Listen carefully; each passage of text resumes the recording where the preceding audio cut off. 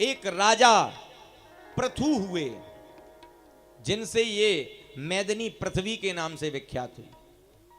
राजा पृथु ने गाय का रूप धर के पृथ्वी को दोहा था, जिससे श्रीहीन देवता हो गए थे, पुनः श्री की प्राप्ति हुई थी, जिससे यह पृथ्वी महाराज पृथु के नाम से ही पृथ्वी के नाम से विख्यात हुई। इनका नाम मैदिनी था,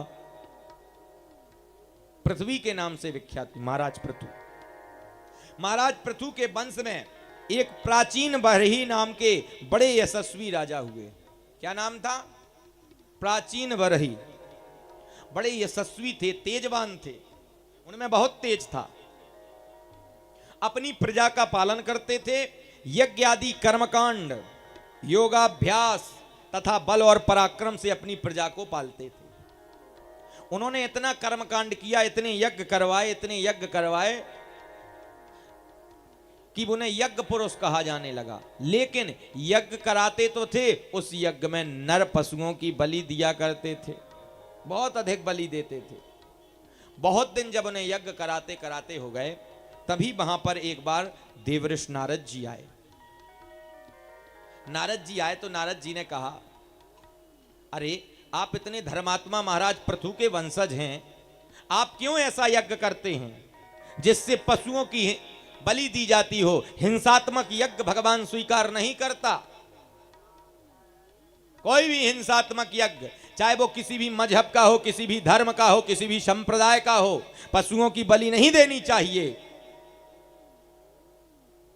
अन्य संप्रदाय के लोग पशुओं की बलि देते हैं, हिंसा करते हैं, कहते हैं हमारा देवता बलि मांगता है। कोई देवता प्राण नहीं मांगता, सबको प्राण रक्षक कहा जाता है, चाहे वो जिस धर्म का हो, जिस जाति का हो, जिस संप्रदाय का हो। कहते हैं हम अपना विशेष त्योहार किसी जीव की बलि देकर के मनाएंगे। धिक्कार है उस धर्म पर जो जीव की हत्या करके अपनी खुशियां मनाता हो। अरे किसी जीव की हत्या करके उसके परिवार से उसको छीन करके तुम अपना त्योहार मनाओ, कहो कि हम किसी भी जीव की बलि देते हैं त्योहार में। ऐसा कोई धर्म संप्रदाय नहीं सिखाता, ये फर्जी प्रचार प्रसार किया गया है देश में। कोई संप्रदाय नहीं कहता कि बलि दो। रक्षा करो, रक्षक बनो, भक्षक मत बनो। एक बात बताओ, आपका पुत्र है, मान लो, सभी के प्रश्न बाद में विचारणीय हैं, उन पर बिल्कुल आपका स्वागत है, आपके विचारों का स्वागत है। क्या कोई माता धरती पर ऐसी जन्मी जो अपने पुत्र को मार दे? विशेष ही परिस्थिति में मारा हो तो नहीं कह सकता।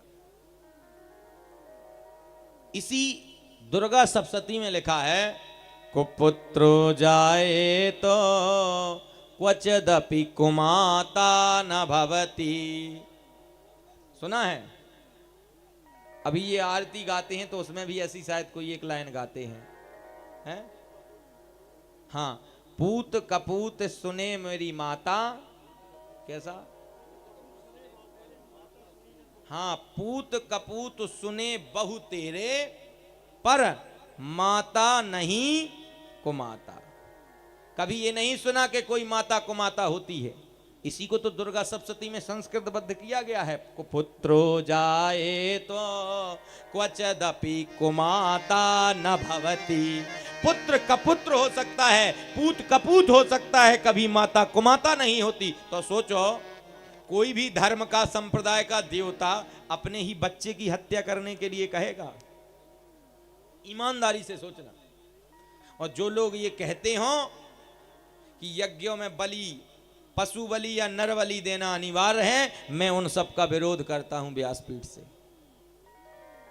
मैं उन सब का विरोध करता हूं जो कहता हो कि नर बलि अनिवार्य होती। मैं सबका विरोधी हूं, क्योंकि कोई भी देवी देवता किसी भी जीव की हत्या नहीं करता। उसका कारण है, सुनो, चाहे वो जीव हो, चाहे वो जंतु हो, चाहे पशु हो, चाहे पक्षी हो, सब भगवान के ही अंश से जन्मे। भगवान का सब खुद कहते हैं, सब मम प्रिय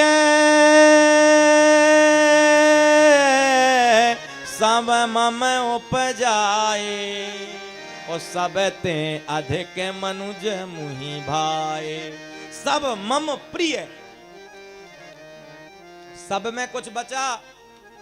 बोलो, कुछ बचा?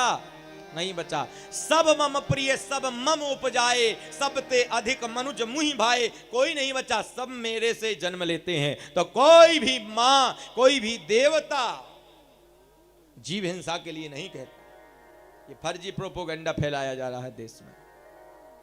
नारद जी कहने लगे, अरे प्राचीन वर ही मान जाओ, अन्यथा इसका परिणाम भोगना पड़ेगा। न माना। एक दिन यज्ञ कर रहा था, नारद जी ने माया दिखाई, कहने लगे, ले देख, जितने पशुओं की बलि प्राचीन वर ही यज्ञ में दे रहा था, नारद जी ने अपने तेज बल से दिखाया। कहने लगे, ले देख, तू नहीं देख सकता, वो सब भयानक रूप रख के यज्ञ मंडप के चारों तरफ घूम रहे थे। प्राचीन वैरी ने देखा, कहने लगे, ये क्या है?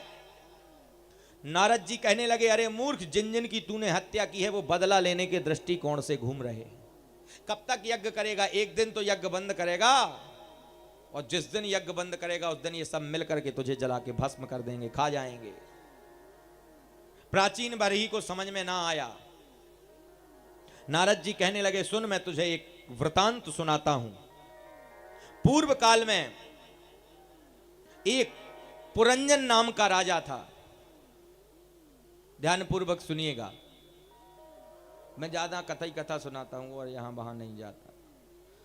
हमारे गुरु जी कहते हैं कथा ही कथा सुनाओ, क्योंकि कथा से ही कल्याण होना है, यहां वहां से नहीं होना। इसीलिए बोले को ठोस ठोस सुनाता हूं, ठोस ठोस।